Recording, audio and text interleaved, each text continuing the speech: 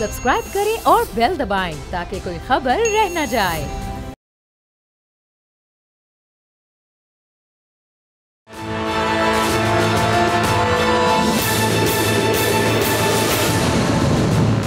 अस्सलाम वालेकुम नाज़रीन, मैं आपका मेज़बान समी इब्राहिम। आप देख रहे हैं प्रोग्राम तजिया।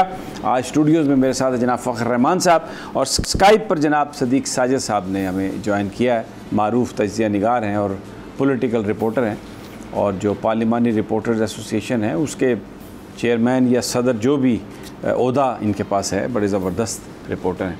आज जो ख़बरें हमारे प्रोग्राम में जिन पर हम बात करेंगे, 8 अगस्त बताया जा रहा है कि ये वो गोल्डन डेट है जो आसिफ अली ज़रदारी शहबाज शरीफ साहब के बीच तय हुई है, और असम्बलियाँ इस तारीख़ को तहलील की जाएंगी, सदर मुमलिकत को लिखा जाएगा।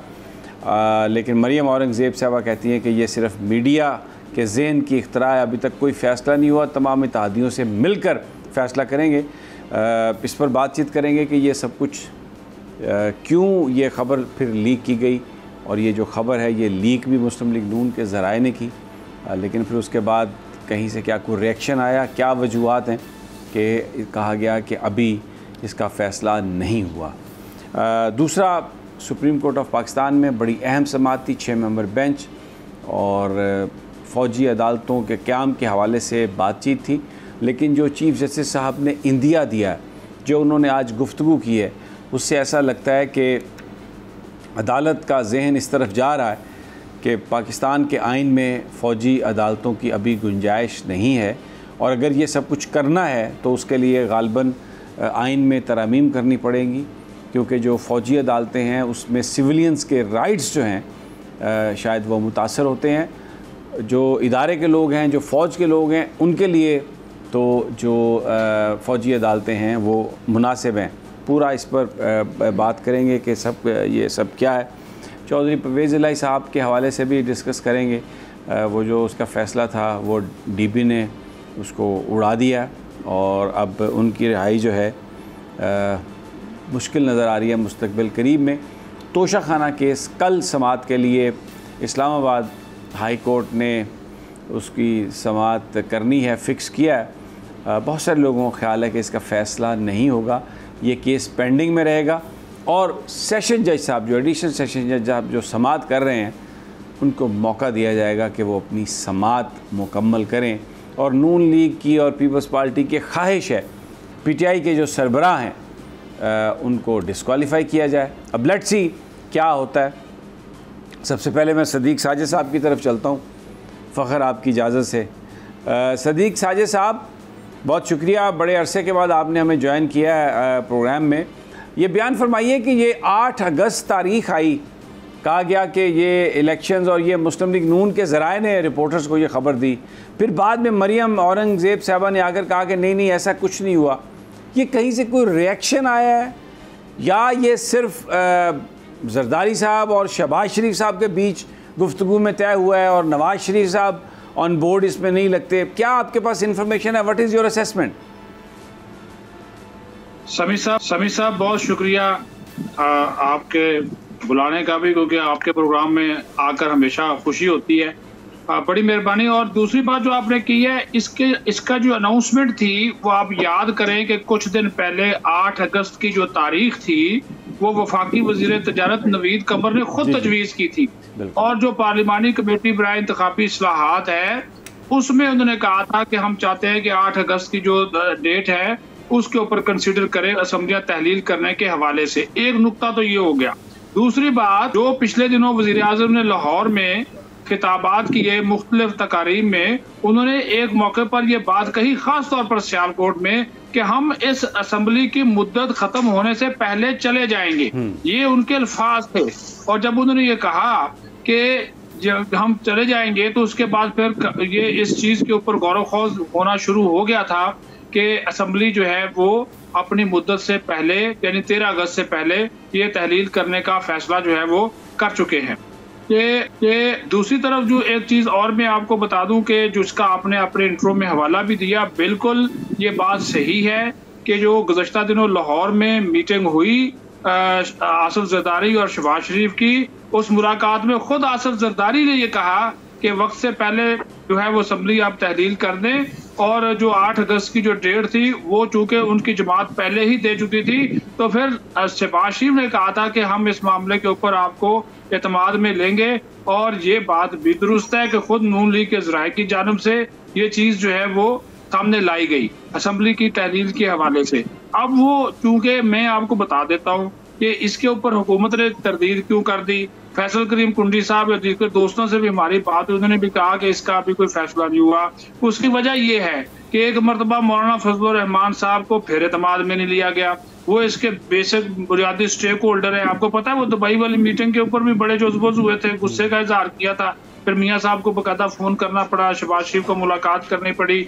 अब एक मरतबा फिर जो है उनको इस डेट के ऊपर एतमाद में नहीं लिया गया, जिसकी वजह से मौलाना का जो बाज़ाब्ता रद्द मतलब वो भी आ जाएगा। लेकिन जो JUI फे के ज़राए हैं उनका ये कहना है कि ये डिस्कस हुआ था हमारे साथ कि असम्बली वक्त से पहले जो है वो तहलील की जा सकती है, लेकिन ये जो 8 अगस्त की एक डेट दी गई है इसके ऊपर हमें एतमाद में नहीं लिया गया, और उनके जो बुनियादी कंसर्न है वो उसी वजह से है। और ये नजर भी आ रहा है कि इन्होंने बेशक अब ये 8 को ना करे 9 को कर दे, इन्होंने 13 अगस्त से पहले असम्बली हर हाल में तहलील जो है वो करनी है, क्योंकि वो सदर ममलकत जो है वो तहरीक इंसाफ के हैं। फिर वो ये वजह भी बयान करते हैं जी 48 घंटे के अंदर अगर सदर ने साइन ना किए तो आज खुद वो तहलील हो जाएगी, तो लिहाजा हमें 2-4 दिन पहले ही समरी भेज देनी चाहिए ताकि वो अगर साइन नहीं भी होते तो वो तहलील जो है वो हो जाए। हालांकि तहलील तो उस सूरत में भी हो जाएगी कि अगर ये 13 तक अगर वो नहीं भी करते, अगर 11 को भेजते या 12 को भेजते तो सब तहलील तो तब 12 अगस्त की रात 12 बजे तो उसकी नेचुरल लाइफ पूरी हो जाएगी। तो इसका मतलब है 8 फिर इसलिए रखी गई है कि 48 घंटे में वो 10 तक हो जाए, क्योंकि अगर पहले नहीं हुई तो फिर 60 दिनों में इलेक्शन करवाने पड़ेंगे। तो ये मैक्सिमम टाइम जो है ना वो गेन करना चाहते हैं। जी बिल्कुल समी साहब, और ये 90 दिन का इसी वजह से ये है कि 90 दिन इनको मिल जाएंगे। कुछ इनके प्रोजेक्ट्स हैं वो मुकम्मल हो जाएंगे, कुछ मंसूबों का इन्होंने इफ्तिताह करना है, और फिर साथ ही साथ फिर इंतखाबी मुहिम के लिए ज़्यादा वक्त मिल जाएगा। क्योंकि अभी तो ये इसी सूरत हाल का शिकार है ना जी कि जनाब इंतखाबी वो मियाँ साहब आएंगे या नहीं आएंगे, उनकी भी वापसी का कोई फैसला नहीं हुआ। इंतखाबी मुहिम कौन चलाएगा नून लीग की जानब से, उसका भी डिसीजन नहीं हुआ। तो ये वक्त ज़्यादा से ज़्यादा हासिल करना चाहते हैं इंतखाबी मुहिम के लिए। अच्छा ये बता दीजिए कि क्यों नहीं फैसला हुआ? मियाँ साहब उनके भाई की हुकूमत है, साल से ज़्यादा हो गया। पंजाब में मोहसिन नकवी साहब की हुकूमत है, बिल्कुल हालात जो हैं वो मौजू हैं, फिर भी नवाज शरीफ साहब नहीं आए। दुबई आए, दुबई से सऊदी अरब चले गए, सऊदी अरब से वापसी उनकी लंदन जाने का प्लान है। तो इसका मतलब है ट्रैवल कर सकते हैं, सेहत बिल्कुल ठीक है। क्या उन्हें डर है, क्या खौफ है, किस चीज़ की गारंटी चाहिए सऊदी अरब से? वो यानी बाहर से पाकिस्तान क्यों नहीं आ रहे वो? ये आपने अपने गुफ्तगू के दौरान एक लफ्ज़ गारंटी इस्तेमाल कर दिया। यही चाहिए उनको, और वो गारंटी यही है कि मुझे वापसी के ऊपर जेल में नहीं जाना पड़ेगा, और मैं आकर बड़े बाइज़्ज़त तरीके से, और यानी कि अवाम का जम्मे गफीर मेरा इस्तकबाल करेगा।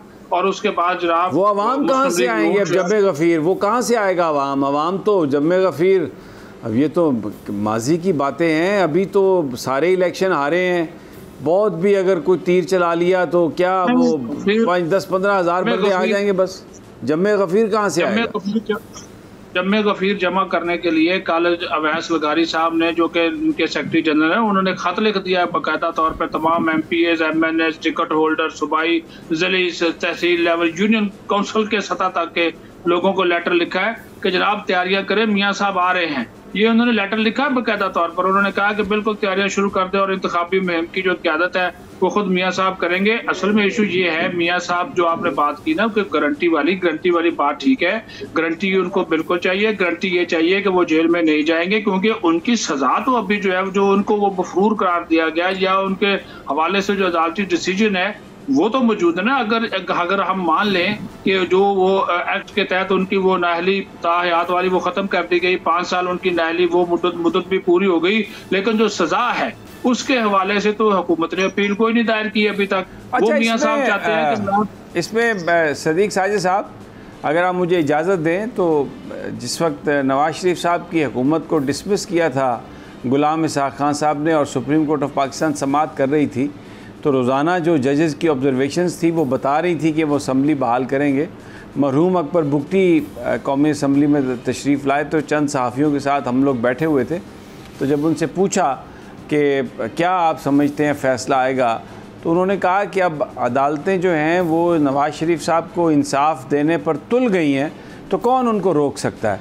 तो जो इस वक्त भी जो अदलिया की सूरत हाल है वो तो शरीफ ख़ानदान को इस वक्त इंसाफ देने पर तुली हुई हैं। जो माजी की ज़्यादतियाँ हैं बकौल शरीफ ख़ानदान के, उन सब का जो अजाला वो किया जा रहा है, तो फिर ये सज़ा और ये सब कुछ, तो अभी आप समझते हैं कि उनका ये जो डर है या खौफ है इसमें कोई सब्सटेंस है? देखिए जी, मुस्लिम लीग नून का तो मौक़िफ़ इसके बिल्कुल उल्ट है।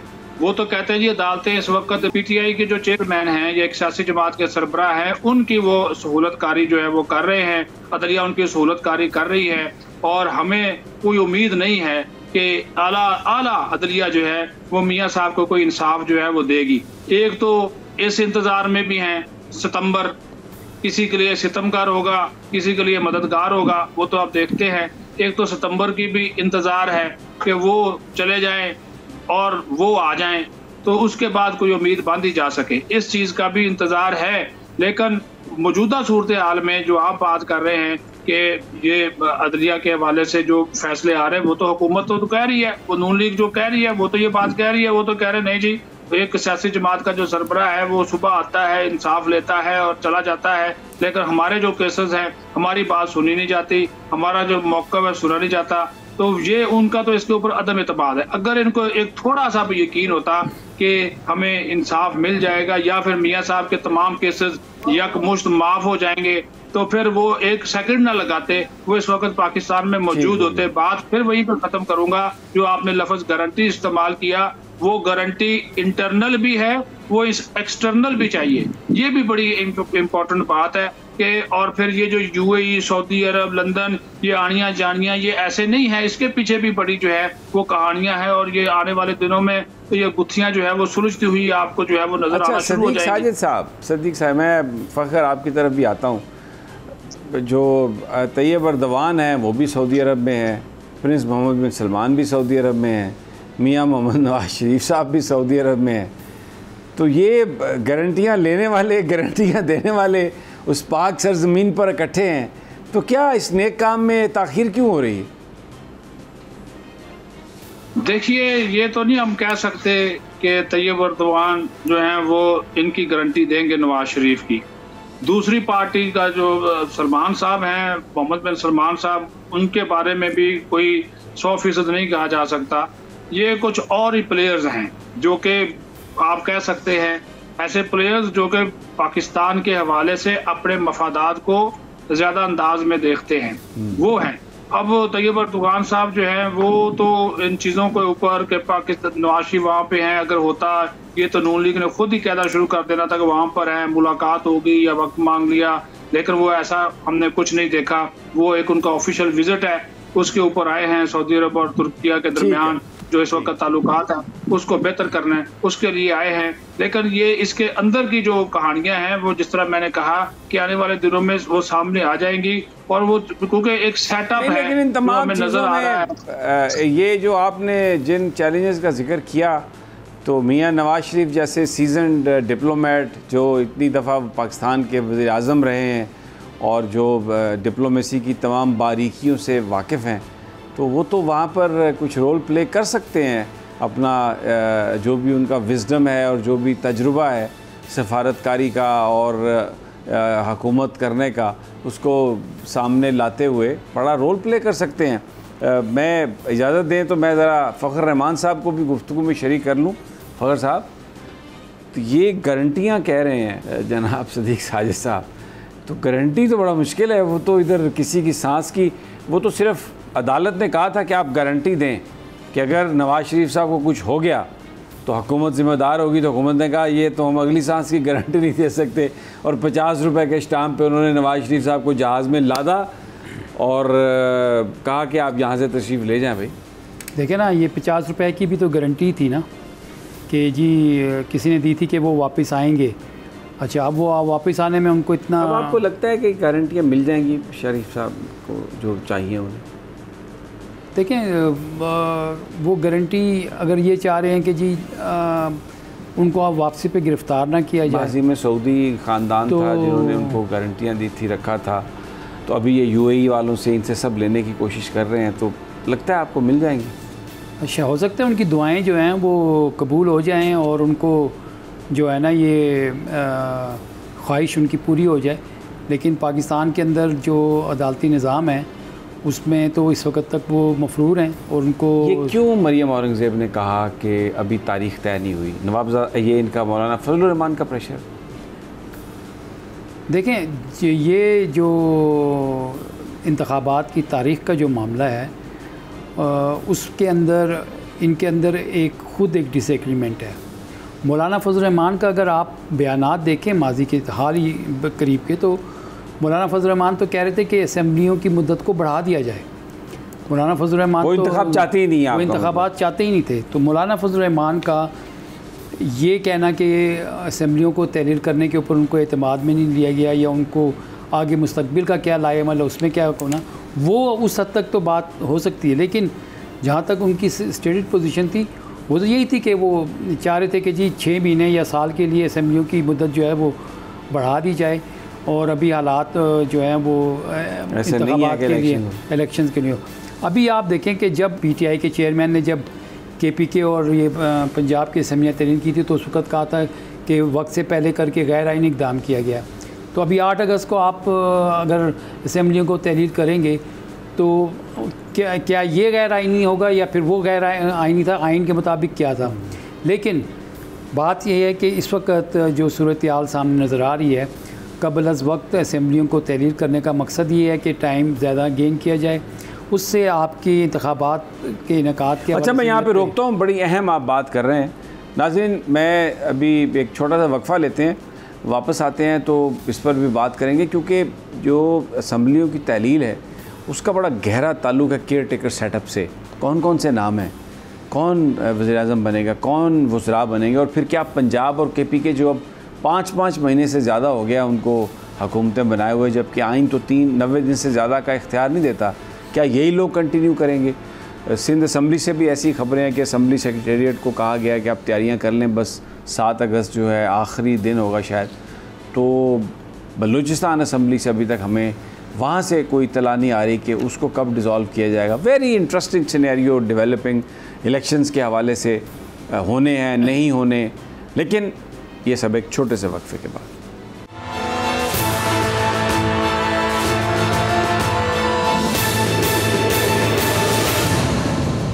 वेलकम बैक नाज़रीन। पाकिस्तान की सियासत पर बात हो रही है। मियाँ नवाज़ शरीफ सऊदी अरब में हैं, तैयब अर्दवान भी वहाँ पे पहुँच चुके हैं और उनकी सऊदी फरमारवा और जो वली अहद हैं उनसे मुलाकातें, ताल्लुकात बेहतर बनाने की कोशिश। लेकिन ये याद रखिए, करीबी दोस्त हैं नवाज़ शरीफ साहब तैयब अर्दवान के, उनकी साहबजादी की शादी में, उनके निकाह में ये गवाह हैं, दस्तखत कुनिंदा हैं बतौर गवाह। तो बड़े करीबी ताल्लुकात हैं। अब क्या ये जो इतनी कुर्बतदारी है इस सारे माहौल में, जो गारंटियाँ चाहिए नवाज़ शरीफ साहब को, क्या वो ये हासिल कर पाएंगे या नहीं कर पाएंगे? और बिहाइंड द सीन क्या हो रहा है? इंतखाब की बात हो रही है। कुछ जो पार्टीज़ हैं जैसे मौलाना फजलुर रहमान की जमात, बज़ाहिर ऐसा लगता है कि वो इंतखाबात की हामी नहीं है, लेकिन पिछले दिनों जब ये इशू चला था तो उन्होंने कहा था कि ये तो आसिफ ज़रदारी साहब थे जो इंतखाबात नहीं चाहते थे, कदम एतमाद के ज़रिए हटाना चाहते थे पीटीआई गवर्नमेंट को। तहरीक जो मौलाना फजलुर रहमान साहब की जमात है, ये तो फौरी तौर पर इलेक्शन चाहती थी और हम तो बिल्कुल इस रास्ते पर ही नहीं जाना चाह रहे थे। अब सदीक साजिद साहब, अब अभी भी मुझे लग रहा है कि अगले चंद घंटों में, ये 1 आध दिन में फिर यही बयानबाजी और यही कंट्रोवर्सी जो है वो शुरू होगी डेफिनेटली। मुझे ये बताइए कि इंतखाब के लिए निगरान हुकूमत का होना भी ज़रूरी है, तो उसके भी खतोखाल कुछ फिर तय किए गए होंगे? देखिए, उसमें तो एक चीज़ तो वाज़ेह है कि पीपल्स पार्टी ने एक तजवीज़ दी है कि कोई ब्यूरोक्रेट, रिटायर्ड ब्यूरोक्रेट या फिर कोई सियासतदान ही होना चाहिए।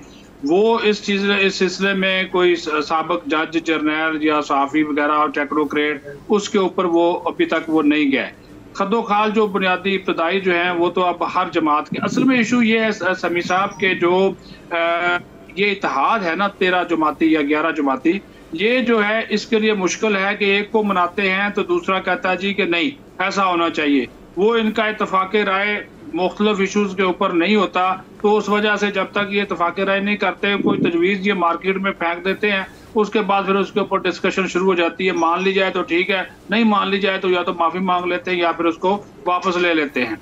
अब यहाँ पर भी एक हिस्सा देना पड़ेगा और ये देंगे। निगरान सेटअप चाहे वो इसमें मरकज़ में हो या सूबों में हो, उसमें इनको जितने भी स्टेक होल्डर्स हैं उनके साथ मुशावरत करने के बाद। अच्छा सदीक साहब, मैं सॉरी आपकी बात काट रहा हूँ, मैं अभी चंद दिन पहले 2-3 दिन पहले बयान पढ़ रहा था राजा रियाज साहब का। उन्होंने कहा मैं हूँ लीडर ऑफ द अपोजिशन और मेरी मर्ज़ी से आएगा निगरान वज़ीर आज़म।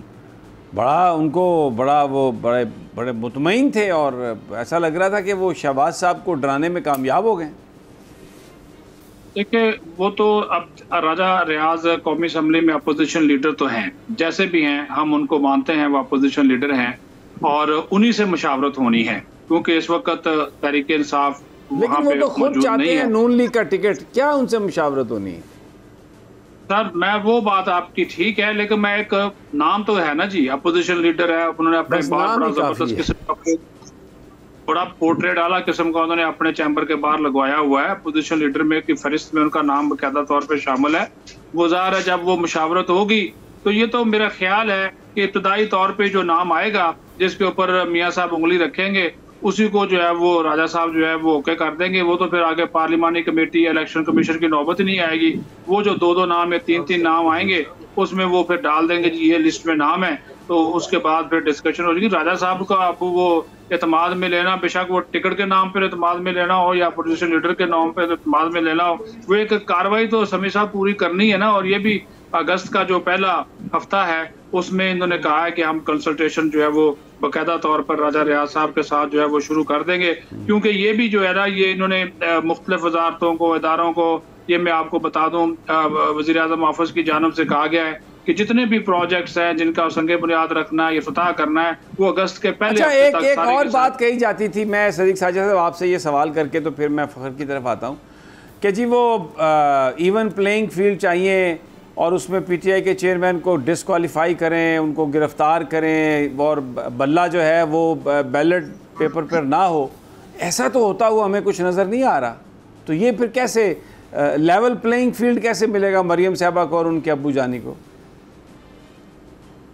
ये तो अब अदालतों के ऊपर डिपेंड करता है कि वो इस जो केसेस तहरीक इंसाफ के चेयरमैन के खिलाफ इस वक्त चल रहे हैं उसके ऊपर जो है वो क्या फैसला देते हैं। जिस तरह आपने तोशा खाना का जो है वो अभी हवाला दिया, तो हुकूमत का तो दावा है कि ये ऐसा केस है कि जिसमें जो है वो उनको सज़ा भी हो जाएगी और इसमें वो जो है वो नायल भी हो जाएंगे। लेकिन आपको ये भी पता है कि ऊपर वाला जो बैठी हुई अदालतें हैं, वो जजेस साहब हैं, साहबान जो हैं, तो वो जब वहाँ पे उनके पास अपील जाएगी तो वो उससे भी इनको है डर और खौफ है कि शायद उन चीज़ों को वो एक्सेप्ट ना करें। अच्छा अभी एक प्रोबेबिलिटी डिस्कस हो रही थी, कुछ वकील हमारे पास आए हुए थे, उनका ये कहना था कि अब क्योंकि अपील एक दायर हो गई है और कल उसकी समाअत है, जो एडिशनल सेशन जज समाअत कर रहे हैं तोशा खाना केस के उनके ख़िलाफ़, तो उनका ये कहना था कि ये लगता ऐसा है कि ये हाई कोर्ट में चंद दिन लग जाएंगे, स्टे भी नहीं आएगा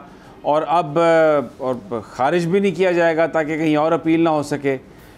तो अब इम्कान है कि ये जो एडिशनल सेशन जज साहब हैं ये इसकी समाअत करें और अगले 5, 7, 8 दिनों में इस प्रोसेस को कंप्लीट करके तो सज़ा सुना दें। फ़ख्र आप क्या कहते हैं, किस किस्म की आपको लगता है प्रॉब्लम? देखें तोशा खाना के हवाले से तो आज जो डेवलपमेंट यही थी कि पीटीआई के चेयरमैन ने जज के ऊपर ही एतराज़ कर दिया है और वो कहते हैं कि उनके जो वकील हैं गौर अली ने उनको कहा कि उनको नहीं एतराज़ तो क्लाइंट कर सकता है ना, लेकिन उसका कोई वो तो नहीं। हाँ लेकिन अभी जो तोशा खाना के हवाले से अगर आप केस को देखें तो अब जो भी अगर पीटीआई चेयरमैन के ख़िलाफ़ फ़ैसला आता है तो वो काबिल अमल नहीं होगा, क्योंकि ऑलरेडी जब ऊपर से नीचे भेजा था मामला तो यही कह के गया, रिमांड किया था कि इसको सही तरह से देखा जाए। तो मेरे ख्याल में जो तोशा खाना का जो केस है उसके अंदर जो भी फैसला आएगा वो बायस ही होगा। और दूसरी बात आप ये देखें कि जिस हिसाब से पीटीआई चेयरमैन के ख़िलाफ़ जो मुकदमात किए गए हैं उससे तो जो हैं वो सियासी कमांडो के तौर पर सामने आ गए हैं। बूबी ट्रैप्स वो एक से निकलते हैं दूसरे से फंसाने में कोशिश की जा रही कभी। अच्छा खैर वो तो बहरहाल ट्रैप्स ही हैं सारे। अच्छा सदीक साजिद साहब ये बयान फरमाइए कि कुछ कोई नाम है, कोई केयर टेकर प्राइम मिनिस्टर के लिए? अभी मार्केट में तो बहुत नाम चल रहे हैं, कुछ संजीदा आप समझते हैं कोई है कैंडिडेट, या अभी इस मामले में कोई डिसीजन अभी नहीं किया गया? देखिए नहीं, अभी कोई फैसला वाज़े तौर पर जो है वो नहीं हुआ। अभी तो जो उम्मीदवारान हैं वो अपने अपनी सीवी ड्रॉप कर रहे हैं, कोई सोशल मीडिया के ज़रिए, कोई नेशनल मीडिया के ज़रिए, कोई मेरे और आप जैसे दोस्तों के ज़रिए अपने नाम जो हैं वो कर रहे हैं, प्रमोट भी कर रहे हैं और साथ साथ सामने भी आ रहे हैं। लेकिन कोई उस किस्म का कोई ठोस नाम है जिसके ऊपर अभी बाकायदा डिस्कशन शुरू हुई हो, वो नाम जो है वो अभी तक नहीं आया। जैसे अभी आप इवन तो मैं आपको बताऊं कि आप हैरान होंगे कि आज ही ये जो वजीर खजाना है इसहाक डार साहब, इनका नाम भी बतौर निगरान वजीर आजम डिस्कस होना शुरू हो गया है कि ये भी फिर वो अपना फवाद हसन फवाद जो कि साबिक प्रिंसिपल सेक्रेटरी रह चुके हैं नवाज शरीफ के, सुना कि नून लीग की जानब से उनका नाम भी जो है वो दिया जाएगा। इसी तरह गौहर एजाज साहब, नजम सेठी, ये जुगनू मोहसिन साहब का नाम भी चल रहा है जी, उनका भी चल रहा है। और साथ ही साथ फिर ये हाफिज शेख और हफीज पाशा दोनों, इनके नाम रजा। लेकिन आज एक बड़े सीनियर कानूनदान ने मुझे ये बताया कि नासिर खोसा साहब का नाम भी है, वो बहुत सीरियस कैंडिडेट है। ये भी हो सकता है, वो जो आपको पता है कि वो तो नून लीग के बड़े करीबी रहे हैं और ख़ास तौर पर वो नवाज शरीफ के बड़े पसंदीदा थे, तो वो भी नाम है। लेकिन मेरी अपनी भी इंफॉर्मेशन यही है कि जो मियाँ साहब जो है ना, वो ऐसे ही लोगों को, बड़े मियाँ साहब नवाज शरीफ साहब को, के फैसले तो ज़ाहिर है वो करते हैं, इधर तो सिर्फ वो इम्प्लीमेंटेशन होनी होती है, तो वो उनकी जानब से भी कुछ इस किस्म के ही नाम जो हैं वो दिए जाएंगे, जो कि उनके वो जो दायरा इख्तियार है या जो उनका जो दायरा कार है उससे वो बाहर ना जाए वो। हाँ, लेकिन फ़ख्र ये कहा जा रहा है कि किसी वो इकोनॉमिस्ट का नाम नहीं दिया जाएगा, क्योंकि ये भी डर है जो इस वक्त पीडीएम और उनके साथी हैं उनकी हुकूमत के कहीं निगरान लंबे ना हो जाएं, तो इसलिए सियासतदानों को, सहाफ़ियों को तो शामिल किया जाएगा, लेकिन ये जो टेक्नोक्रेट टाइप लोग हैं जिन पर IMF एतबार कर सकता है, उनके नाम ये कहा जा रहा है कि नहीं दिए जाएंगे। बिल्कुल सही कह रहे हैं आप। देखें कि इस वक्त जो PDM के अंदर जो मुआहदा था और जो उनके मामलात थे वो अब ऑलमोस्ट ख़त्म हो रहे हैं और एक नया सियासी मुस्तकबिल जो है उसका लाएअमल तय करना है। उसके अंदर जो 1 साल पहले जो मामलात तय हुए थे उसके मुताबिक अब बारी जो है वो पाकिस्तान पीपल्स पार्टी की है, और पीपल्स पार्टी ये कहती भी दावे भी कर रही है। लेकिन अब पीपल्स पार्टी को इक़्तिदार में आने के लिए वो कोई भी इस तरह का कोई मामला लूज़ नहीं छोड़ना चाहते कि जहाँ से वो ये समझें कि मामलात जो हैं वो तवालत इख्तियार कर जाएं और इलेक्शन का मामला जो है वो इतना लंबा ना हो जाए कि फिर उनका चांस भी जो है वो ख़त्म हो जाए।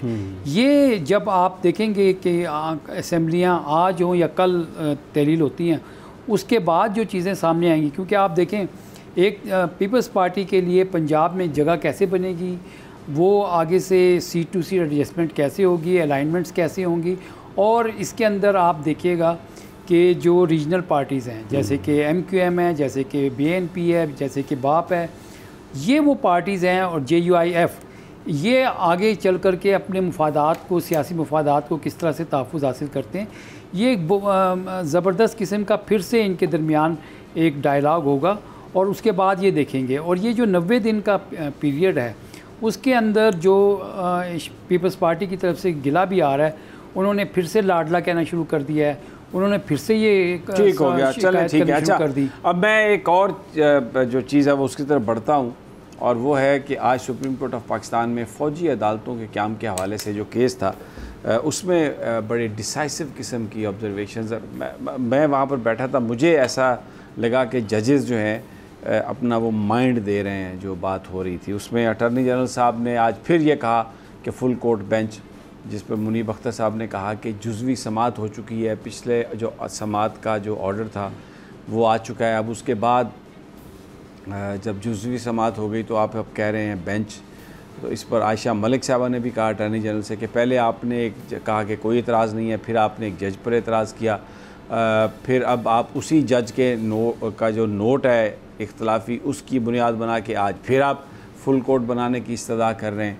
तो जिस पे जज अटॉर्नी जनरल साहब का ये कहना था कि ये चीफ जस्टिस साहब की डिस्क्रिशन है, लेकिन बहरहाल हम ये चाहते हैं कि फ़ुल कोर्ट हो।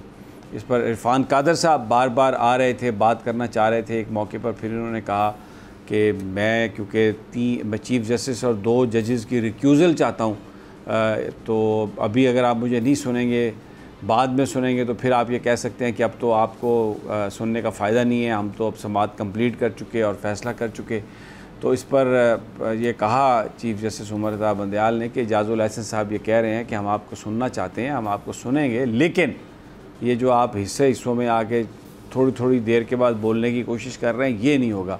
और हमने देखा अटॉर्नी जनरल साहब वेरी पोलाइटली उनको कह भी रहे थे कि आप जाइए, अपनी जगह पर तशरीफ़ ले जाएँ।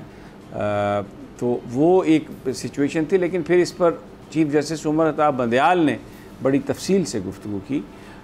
उनका ये कहना था कि जो जजेज़ हैं, बहुत सारे जजेज़ मुल्क इस वक्त छुट्टी पर हैं, कुछ जजेज़ पहाड़ों पर हैं, कुछ मुल्क से बाहर हैं, जैसे जस्टिस अतर मिनुल्लाह। और उन्होंने कहा कि 3 जो जजेज़ हैं वो इससे अपने आप को उन्होंने इस समात से अलहदा कर लिया, हालांकि हमने लिखा था तो अब छुट्टियाँ हैं।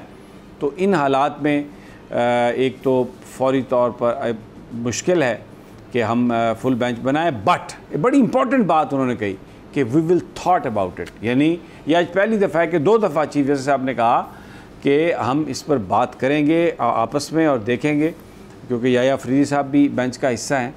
तो अब ये इस्तदा फ़ौरी तौर पर तो मुस्तरद कर दी, लेकिन साथ में ये भी कहा कि हम इसको देखेंगे। और फिर ये कहा चीफ जस्टिस साहब ने कि मेरे दिल में हर जज का बहुत एहतराम है और जो जज साहब कहते हैं हम उस पूरी स्पिरिट में उस पर हम अमल दरामद भी करते हैं। लेकिन जो मामला ये फ़ौजी अदालतों का है, ये इसमें सिविलियंस के राइट्स का मसला है। जो फ़ौजी अदालतें हैं उनकी अपील भी नहीं है, फिर उनके जो वो एक समरी सी एविडेंस आ जाता है, पूरा होता भी नहीं है, फिर लोगों के सामने भी नहीं होता, और उस पर अपील का भी जो हक़ है वो नहीं है। तो इसलिए सिविलियंस को अगर उसमें लाना है तो उसके लिए आइनी तरमीम जो है वो करके तो उसके अम्ब्रेला के नीचे आपको लाना पड़ेगा। तो आज एक तरह से उन्होंने अपना माइंड सेट दिया है। जो उनके सवाल थे, जो उनकी गुफ्तगू से हमें ये लगा कि बेंच जो है और जो जजेज़ हैं वो बड़ा इसको वो कहते हैं कि 9 मई का वाक़या बहुत अहम वाक़या था, बड़ा संजीदा वाक़या, उसको हम संजीदगी से ही लेंगे। लेकिन जो लोगों के राइट्स हैं कॉन्स्टिट्यूशन में वो बड़ा अहम है वो भी, और हम उनके जो राइट्स हैं उस पर कंप्रोमाइज़ नहीं कर सकते। तो लग ये रहा है कि ये जो अदालतें हैं इसके लिए शायद अदालत फ़ौजी अदालतों के हवाले से ये कहे कि उसको उनको बनाने के लिए आपको आइन में तरमीम की ज़रूरत है। एक बड़ा ये एक ऐसा यानी जजेज़ आर माइंडफुल ऑफ दैट कि ये बड़ा सेंसिटिव इशू है, 9 मई का बड़ा मामला, संजीदा मामला है, लेकिन जो लोगों के सिविलियंस के जो राइट्स हैं वो भी बहुत ज़्यादा संजीदा एक बात है, और वो उस पर कोई कंप्रोमाइज़ करने के लिए तैयार नज़र नहीं आ रहा है। सदीक साजिद साहब, हुकूमत जो है वो तो डिटर्मिन है कि फ़ौजी अदालतें और वज़ीर दाखिला भी बयान दे चुके हैं, वज़ीर कानून भी। आपको क्या लगता है कि ये जो ड्राफ्ट 3-4 दिन पहले इन्होंने ख़ुसूसी अदालतों का एक मंजूर करवाया है कि 120 दिनों में फ़ैसला होगा, हुकूमत को कहीं लग रहा है कि शायद सुप्रीम कोर्ट ऑफ पाकिस्तान फ़ौजी अदालतों के हवाले से कोई ऐसा फ़ैसला करे जिस पर हुकूमत फ़ौरी तौर पर फिर शायद अमल दरामद ना कर सके, क्योंकि आइन में तरमीम के लिए मतलूबा नंबर तो नहीं है। ये बात दुरुस्त है कि इस वक्त कौमी असम्बली में हुकूमत के पास 2/3 अक्सरियत नहीं है, जो कि आइन में तरमीम के लिए ज़रूरी होती है। और ये आपने जो गुज़श्ता दिनों जिस कानून का हवाला दिया वो इसी वजह से ही है।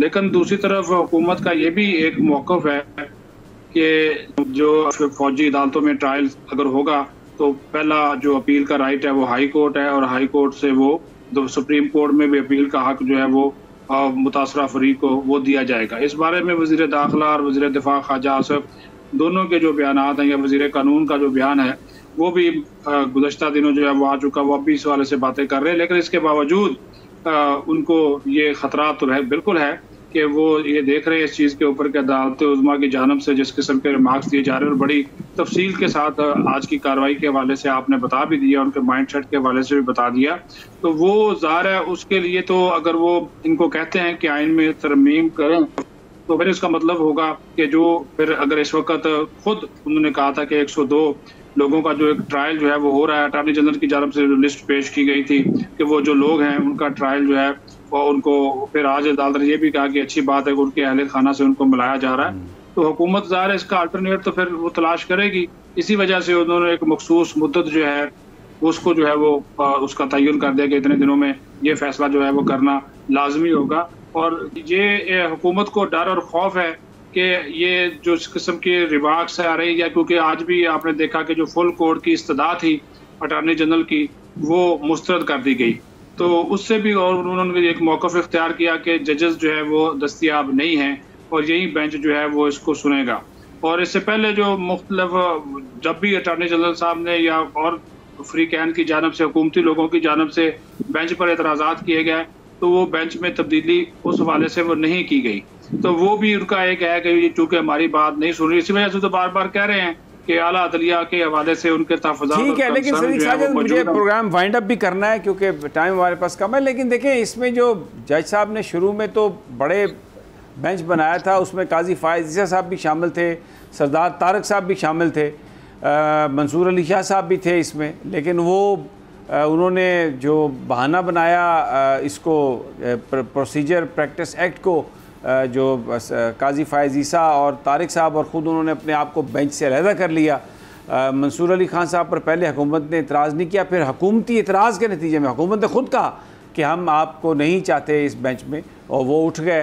तो अब उन्हीं का नोट लेके तो आज वो कह रहे थे कि, और ये आयशा साहबा ने कहा भी, जस्टिस साहबा ने, कि अब आप जिनको खुद आपने हटाया अब उन्हीं का नोट लेके आप ये कह रहे हैं कि जी इसमें पूरे ये बहरहाल वेरी इंटरेस्टिंग सिनेरियो, समाअत उसकी कल है और आने वाले जो चंद दिन हैं बड़े वो हंगामा खेज़ होंगे, बहुत कुछ उसमें अनफोल्ड होगा।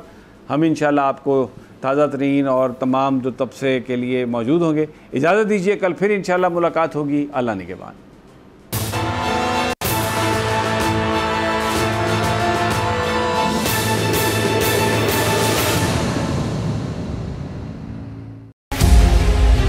मुल्क मुस्तहकम मईशत की तरफ गामजन, स्टॉक एक्सचेंज भी मुस्बत रुख दिखाने लगा। मईशत की सूरत हाल बेहतरी की तरफ जा रही है। हम IMF के कर्जा मिलने के बाद इस सूरत हाल को बेहतर मजीद कैसे कर सकते हैं? कर्ज बहाली के रोशन इम्कान, बोल ने निभाई अपनी सहाफती जिम्मेदारियाँ, महंगाई से परेशान आवाम के लिए उठाई आवाज। रिपोर्टर और इक़्तिसादी माहिरीन के सबसे बड़े पैनल के साथ बोल की मिशन मईशत की सबसे बड़ी ट्रांसमिशन 63% आवाम ने देखी अपनी स्क्रीन पर। अगर 21वीं सदी की हम इंडस्ट्री की कोई बात करें तो उसमें फिर इंफॉर्मेशन टेक्नोलॉजी जो है वो टॉप पर आती है। अपनी रवायात को बरकरार रखते हुए बोल अवामी मसाइल को उजागर करने में सबसे आगे। देखिए बोल की अगली ट्रांसमिशन में मोबाइल लोन ऐप का बड़ा स्कैम कैसे हुआ बेनकाब। साइबर क्राइम सर्कल रावलपिंडी की मुख्तलिफ इलाकों में कार्रवाइयाँ, ब्लैकमेलिंग में मुलविस ऑनलाइन लोन ऐप्स के 9 मुल्जिमान गिरफ्तार कर लिए गए हैं। अगर इस स्कैंडल से मुताल्लिक आपके पास हैं हक़ाइक़ तो बनिए बोल इन्वेस्टिगेशन का हिस्सा। आपकी शनाख्त और तमाम तर मालूमात खुफिया रखी जाएंगी, तो बस हमें ईमेल करें या व्हाट्सएप करें 0337 0310 377। सब्सक्राइब करें और बेल दबाएं ताकि कोई खबर रह न जाए।